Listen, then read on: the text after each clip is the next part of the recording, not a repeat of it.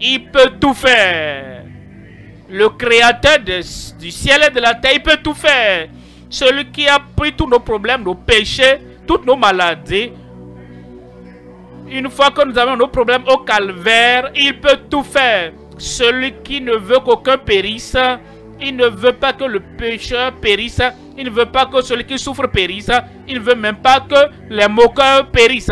Il ne veut qu'aucun homme, qu'aucune femme, nulle part, à aucun moment, dans n'importe quelle génération, il ne veut qu'aucun périsse. Il peut aider et il va aider. Ce soir, il va t'aider. Ce soir, il va te délivrer. Voyez, ils vinrent auprès de Jésus. Ils voulaient venir voir. Et ils l'ont vu. Et ils virent le démoniaque. Celui qui était, il n'est plus. Il était possédé. Mais il n'était plus possédé en ce moment. Qui avait eu la légion. Il avait la légion avant. Mais après que Christ a parlé, après que Christ a commandé, après que Christ ait déclaré la parole d'autorité et du décret de Christ, ils n'avaient plus la légion. Ils étaient tous sortis. Aujourd'hui, ils vont tous sortir. Alors il dit, et il était assis, vêtu, et dans son bon sens. Et ils furent saisis de frayeur. Ils étaient surpris, étonnés. Et la libération étonnante, surprenante que Christ avait donnée à l'homme. Je veux que vous voyez Marc 9. En Marc 9, 20. Marc 9, verset 20. Et aussitôt que l'enfant vit Jésus, ils emmènent l'enfant qui l'esprit l'agita avec violence. Ils ont amené l'enfant à Jésus. Quand il a vu, l'esprit l'agita avec violence. Il tomba par terre et se roulait en écumant. Verset 21. Verset 21. Jésus demanda au Père: combien y a-t-il de temps que cela lui arrive? Depuis son enfance, répondit-il. Verset 22. Et souvent l'esprit l'a jeté dans le feu et dans l'eau pour le faire périr. Mais si tu peux quelque chose, viens à notre secours et compassion de nous. Est-ce que Jésus l'a aidé? Oui. Et Jésus-Christ est le même, hein? Hier, aujourd'hui et éternellement. Est-ce que Jésus va t'aider aujourd'hui? Est-ce que cette compassion échoue?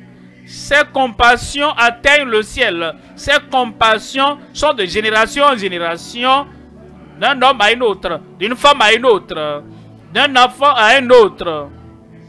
Sa compassion est toujours là aujourd'hui. Et il dit, si tu peux faire quelque chose, mon ami, il peut tout faire. Le créateur du ciel et de la terre, il peut tout faire. Celui qui a pris tous nos problèmes, nos péchés, toutes nos maladies. Une fois que nous avons nos problèmes au calvaire, il peut tout faire. Celui qui ne veut qu'aucun périsse, il ne veut pas que le pécheur périsse, il ne veut pas que celui qui souffre périsse, il ne veut même pas que les moqueurs périssent. Il ne veut qu'aucun homme, qu'aucune femme, nulle part, à aucun moment, dans n'importe quelle génération, il ne veut qu'aucun périsse. Il peut aider et il va aider. Ce soir, il va t'aider. Ce soir, il va te délivrer. Voyez ce que Jésus a dit. Verset 23. Jésus lui dit, si tu peux croire. C'est tout ce que nous avons besoin. Je vous ai dit. Tout ce qu'il nous faut, c'est de comprendre. Celui qui a créé toute la terre, d'un seul mot, il peut tout faire. Crois cela. Celui qui dit viens, venez à moi, vous toutes qui êtes fatigués et chargés, et je vous donnerai du repos.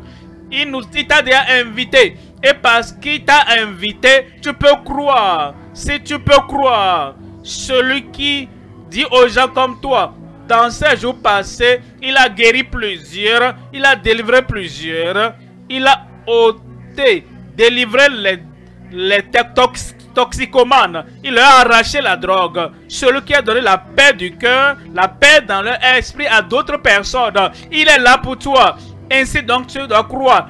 Et si tu peux croire, tout est possible à celui qui croit. Je crois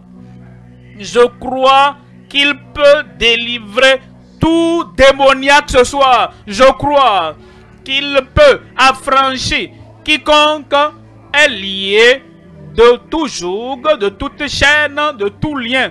Il peut délivrer. Et ton heure a sonné.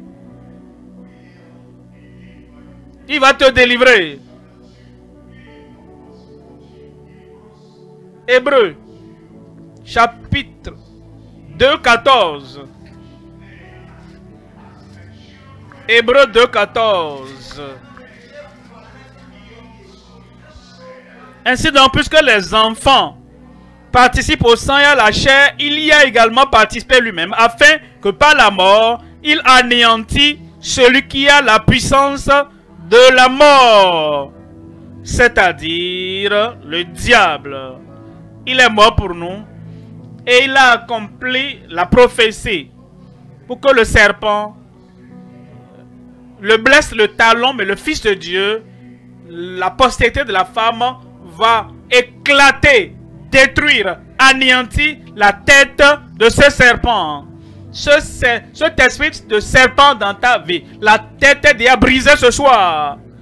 Ce puissant démoniaque qui tourmente ta vie et qui veut t'amener à vivre comme un animal, au lieu que tu mènes une vie dignifiée d'un vrai enfant de Dieu, ce diable démoniaque, ce serpent démoniaque, la tête est brisée ce soir au nom de Jésus.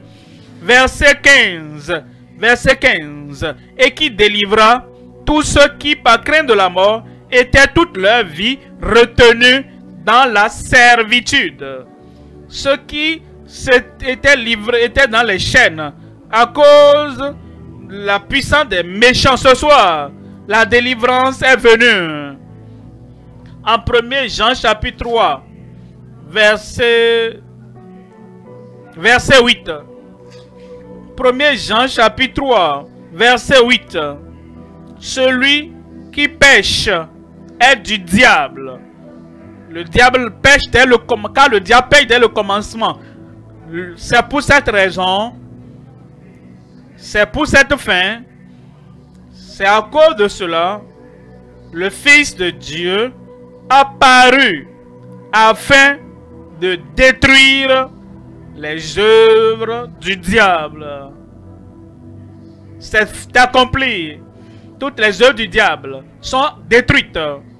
Les tourments du diable sont détruits. Et tous les troubles, tout ce que le diable faisait, te pousse à gauche, à droite. Tous ces troubles du diable, tout est terminé, détruit au nom de Jésus. La libération étonnante vient pour toi. À cause de ce que Christ a fait, de ce que Christ a accompli, à cause de ce que Christ a annoncé, à cause de ce que Christ a décrété et a dit. Tout est accompli.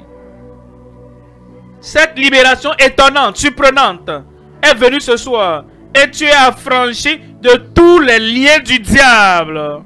Pour être délivré de l'emprise du diable selon la Bible, plusieurs éléments sont importants. Foi en Jésus-Christ, croire en Jésus comme son sauveur personnel est fondamental.